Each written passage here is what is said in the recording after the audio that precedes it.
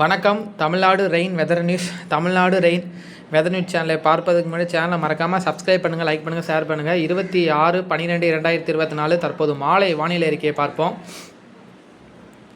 தற்போது கடந்த சில நாட்களாக வங்கக்கடலில் உருவாகியிருந்த அந்த தாழ்நிலை நேற்று மாலை வலுவிழந்து வளிமண்டல மேலடுக்கு சுழற்சியாக கரையை கடந்தது.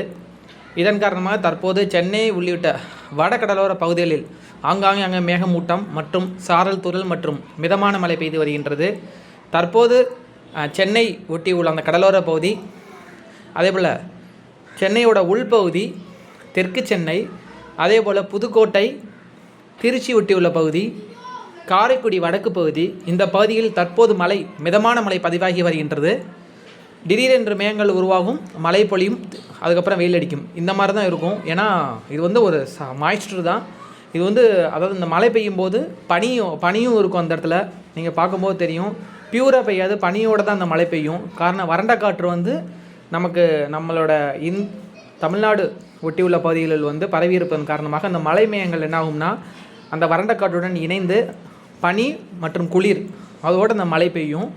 அதுக்கப்புறம் மறுபடியும் வெயில் அடிக்கும். இப்படி தான் இருக்கும். தொடர்ந்து கண்டினியூஸாக மழை பெஞ்சால் தான் உங்களுக்கு குளிர் அதிகமாகும். ஸோ இப்போ அந்த மாதிரி தான் பெஞ்சிட்ருக்கு. அதே போல் தென் கடலோர மாவட்டங்கள் எப்போ மழை அப்படின்னு கேட்குறாங்க. தென் கடலோர மாவட்டத்தை பொறுத்தவரை இன்று நள்ளிரவுக்கு மேல் மழை தொடங்கும்.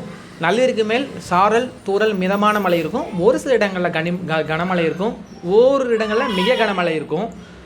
நாகப்பட்டினம்லேருந்து கன்னியாகுமரி இடப்பட்ட அந்த கடலோர பகுதி, அதன் உள்பகுதி, இந்த பகுதிகளெலாம் பார்க்கும்போது கனமழை இருக்கும். சில இடங்களில் மிக கனமழை இருக்கும். ஏதாச்சும் ஒரு சில இடங்களில் பெரிய லெவலில் பாதிக்கக்கூடிய மழை இருக்காது. ஸோ அதுதான் அடுத்த 2 நாட்கள் இதே நிலைமை தான் நீடிக்கும். அதே போல் வங்கக்கடல் வருகிற 28ஆம் தேதி புதிய வளிமண்டல மேலடுக்கு சுழற்சி உருவாக உள்ளது. அதாவது நம்ம இந்தோனேசியா ஒட்டி உள்ள அந்த நிலநடுக்கோட்டு இந்திய பெருங்கடலில் இந்த 27ஆம் தேதியே நமக்கு ஆக்சுவலாக கிட்டத்தட்ட ஸ்டார்ட் ஆயிரும். இந்த இடத்துல பார்த்தீங்கன்னா அந்த மையம் தெரியும் உங்களுக்கு. ஸோ நடுப்பகுதி இருக்குது, சுற்றி அந்த சுழற்சியானது இருக்குது, தெரியுது உங்களுக்கு. அந்த காற்று பார்த்தீங்கன்னா உங்களுக்கு தெரியும், சுழற்சி சுழலுது.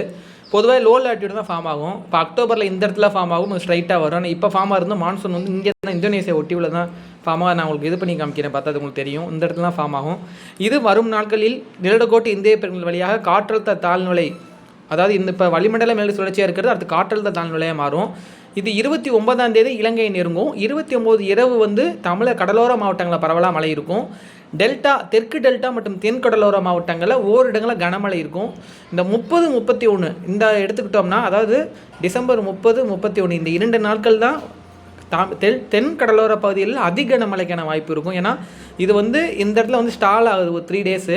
29 இந்த இடத்துல வந்துடும். அடுத்த 3 நாட்கள் பொறுத்தவரை இந்த இடத்துல தான் இருக்க போது ஸ்டால் ஆகுது. ஸ்டால் ஆச்சுன்னா உங்களுக்கு கடலோர பகுதி முழுவதுமே, தென் கடலோர பகுதி முழுவதுமே கனமழை முதல் மிக கனமழை பதிவாகும். அதாவது 28, 29 ஸ்டார்ட் ஆயிரும் நைட்டு. 30, 31 ஜனவரி 1 இந்த 3 நாட்கள் இந்த கனமழைக்கான வாய்ப்பு.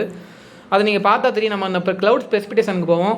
நீங்கள் அதை போனால் 28ஆம் தேதி அந்த நம்ம ஓட்டி விட்டு பார்த்தோம்னா தெரியும். அந்த க்ளவுட்ஸ் ஆனது பாருங்கள், அந்த ப்ளூ கலரில் இருக்குல்ல, இது ஃபுல்லாகவே க்ளவுட்ஸ் தான். அது நமக்கு பாருங்கள், அந்த 30ஆம் தேதி வாக்கில் அந்த கடலோர பகுதி, தென் கடலோர பகுதி ஃபுல்லாகவே டச் ஆகுது. டெல்டா, தென் கடலோர பகுதி, தூத்துக்குடி ஒட்டியில் பகுதியில் இதுதான் அடர்ந்த மேகங்கள்னு சொல்லுவோம். ஸோ அப்போ பார்த்தீங்கன்னா 29, 30, 31 இந்த தேதிகளில் இந்த பகுதியெல்லாம் பார்த்தீங்கன்னா நல்ல மழைக்கான வாய்ப்பு இருக்குது. சில இடங்களில் அதிக மழை வாய்ப்பு இருக்கும். அது எந்த அளவுக்கு அப்போ எந்த அளவுக்கு அது மேலே எழும்பி வருதோ, அதாவது மேலே ஏறி வருதோ, அந்த அளவுக்கு வட மாவட்டங்களில் மழை இருக்கும். ஆனால் இப்போதுவே கணினி சார்ந்த கணிப்புகளின்படி தென் கடலோர மாவட்டம், தெற்கு டெல்டா பகுதியில் கனமழை மிக கனமழையும் ஒரு இடத்துல அதிக கனமழை பதிவாகும். அதிக கனமழை அப்படிங்கிறது 25 சென்டிமீட்டருக்கு மேலே நான் இப்போவே சொல்லிட்டேன்.